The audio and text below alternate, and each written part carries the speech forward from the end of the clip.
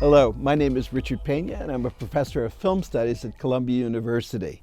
I'm here at the Quad Cinema in New York City to introduce some films by Philippe de Broca for the Cohen Media Channel. Philippe de Broca is that rarity of rarities, a modern director who made comedies. Very few of the great modern filmmakers that we think of were comic people. They tended to make serious films. In fact, that was the whole pitch in a certain way, that they were bringing a level of seriousness to cinema that hadn't been seen, say, during the golden era of Hollywood or other studio cinemas. But de Broca, who came up in the early 1960s, right alongside the French New Wave and other directors, was someone who had a true comic sensibility, and that comic sensibility really is manifest in all his works. A number of his films were great international hits, and for a number of years he was an important director. But again, as fashions changed, he became a little less well known towards the end of his life, although his films, some of his most famous ones, including some of the films that were included in this package, are among people's favorites. They turn up all the time in kind of 10 favorite film lists, whatever, especially a film like That Man from Rio. Philippe de Broca began his career working as an assistant for Claude Chabrol, one of the pillars of the French New Wave. And indeed, you can see a lot of traces of New Wave type of film language in the earliest films. Take 5 Day Lover, for example, the first film chronologically that we have in this series. This is a film where every now and then you get that wonderful sense of spontaneity and really just the intrusion of the real world into the fictional narrative, as characters suddenly walk out outside of their apartments or their sets and they're suddenly in the streets of Paris. Gives a kind of wonderful sense of texture to the work that really, I think, grounds it as a very contemporary story, which is important. The film also, of course, stars Jean Seberg, who had just before that starred in Godard's film Breathless, one of the most iconic of the New Wave films. So you can also see a connection there. Whether or not one wants to consider de Broca a New Wave director, I personally wouldn't, doesn't matter. One can clearly see he's taking many of the types and elements that were available from that movement, including shooting in real locations, a very new and different kind of acting style as seen in the work of both Jean Seberg and Jean-Pierre Cassel, and also a certain kind of different, more, if we want to use that word, modern attitude towards life. 5 Day Lover, which went on to win a prize at the Berlin Film Festival and was shown there in 1961, deals with Jean Seberg, an English woman living in Paris, who starts an affair with a Frenchman. And in a sense, the two of them sort of have to shield the affair. She's married. He's actually being kept by a French woman. But at the same time, while we see the emotional cost that it has on both of them, it's a remarkably light film. A film in the sense where characters come together, have this affair, and both of them leave it perhaps regretting a little bit, but there isn't the big dramatic blow-up or emotional scene where the two of them confront each other. Even when the man's second lover discovers it, rather than sort of having a big dramatic confrontational scene with him, she just figures out a plot to find a way to make him admit what he's been doing all along, rather than, again, shaming him or trying to confront him. This very modern sensibility of individuals who can make their own romantic and emotional decisions without there being a lot of Sturm und Drang, a lot of kind of emotional excess in these scenes. That's part of, I guess, the comic sensibility of the film, the fact that de Broca manages to keep all this kind of romantic interplay very, very light. In the end, people separate, they go back to their older lovers, whatever. People are perhaps a little bit the wiser for it, but in fact, it's just been a brief experience, something they've all lived through and they've all come out of. That's, I think, what gives the film its very special character. In a way, it's a film that reminds me a little bit of the film Le Bonheur by Agnes Varda, made around the same time, which has a somewhat similar theme, one that looks at infidelity, in a very shockingly new way, one in which it no longer becomes the emotional center, confrontation of a film, but just something that characters live through as part of their normal lives. And indeed, I think both films give women especially tremendous agency where it comes to, in a sense, being in charge of their emotional lives and relationships. 5 Day Lover won an award at the Berlin Film Festival in 1961 and was a moderate hit, but it really took the next film that we're going to discuss, That Man from Rio, to make Philippe de Broca a real international filmmaker. That Man from Rio came out in 1965, which was really the height of the James Bond craze.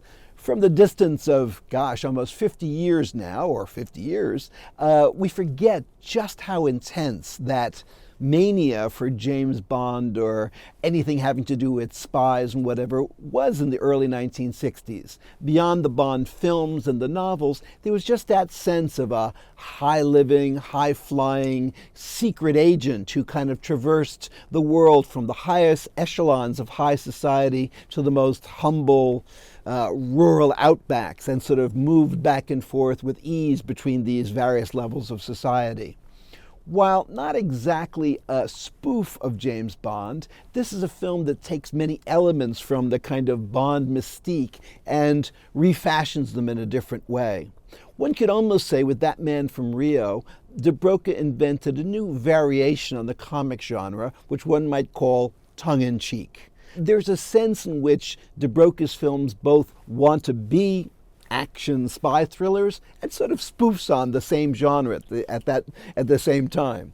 A way in which he both wants to sort of enjoy the pleasures that genre offers, with people swinging from vines and getting into fights and jumping from airplanes and doing all kinds of crazy things like that, and at the same time laughing a little bit at the conventions of the genre.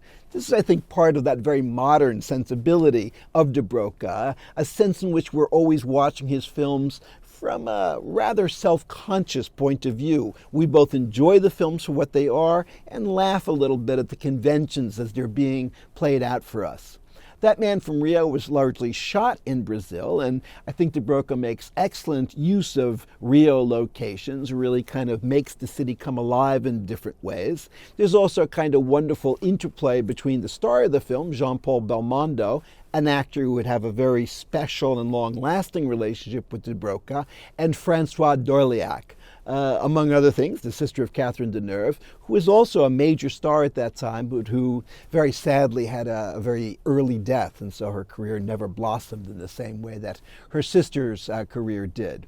It also stars Adolfo Celli, who himself would also be a James Bond villain. So you can see there's a lot of interesting crossover between the films. That film was a worldwide hit, certainly played widely in the United States. I can remember seeing it when I was quite young, going with my parents to see it, and all of us enjoying it very, very much, and was followed up with a film called Up to His Ears, a film that's not exactly a sequel, because in fact it's different characters and whatever, but it's Jean-Paul Belmondo once again in a very similar kind of role. That is the kind of secret agent sort of character, again moving through various levels of society and getting involved in a lot of high-spirited antics in a way, which again involve fights and jumping from high places and all those kinds of things that, Bond himself had made already so famous at that time. The story is actually an adaptation of a Jules Verne novel, The Tribulations of a Chinese Gentleman, but it's very loosely based on that.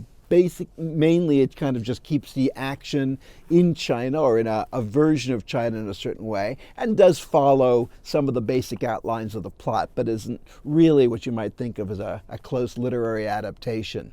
Again, the film has that sort of tongue-in-cheek quality where at the same time that we're enjoying the pleasures of that sort of convention, we're allowed to laugh at it too. And the film also features Ursula Andress, herself one of the kind of 60s icons of a certain kind of glamour that certainly the Bond films exuded at that time.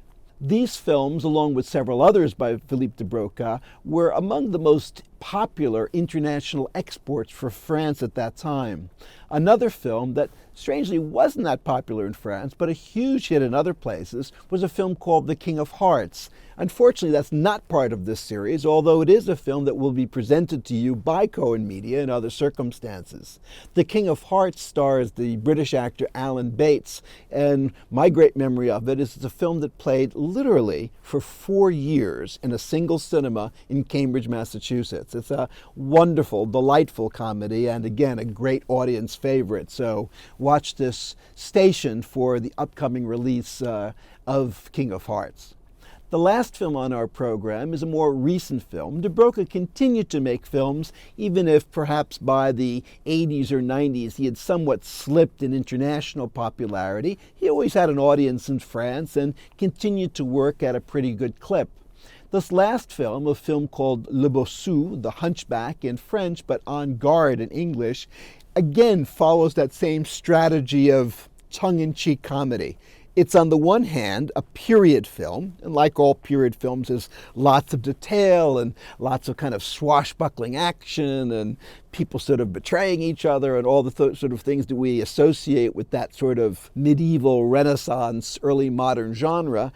And at the same time, a little bit of a spoof on it. So while we're watching this kind of action, we're also, in a sense, amused by the way that De Broca handles the conventions. It's a very complicated plot involving a nobleman who kind of steals the inheritance of a young woman, a commedia dell'arte troupe, an actor from that commedia dell'arte troupe who insinuates himself into the nobleman's service so that he can sort of right the wrongs that have been done.